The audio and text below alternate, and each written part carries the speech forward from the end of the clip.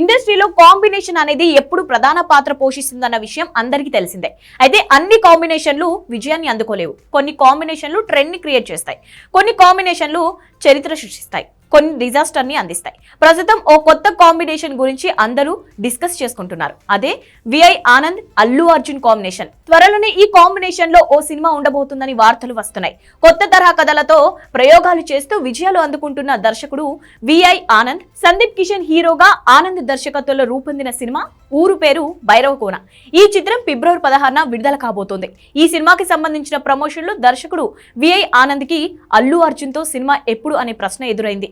దానికి విఐ ఆనంద్ సమాధానం చెప్తూ బన్నీతో గతంలోనే ఒక సినిమా చేయాల్సి ఉంది, కొన్ని కథలు కూడా వినిపించడం జరిగింది. ఆ క్రమంలోనే ఒక సైఫై స్టోరీని కూడా ఆయనకు చెప్పాను. మరి కాస్త ఇంట్రెస్టింగ్ గా ఉండే కథను రెడీ చేయమని చెప్పారు బన్నీ.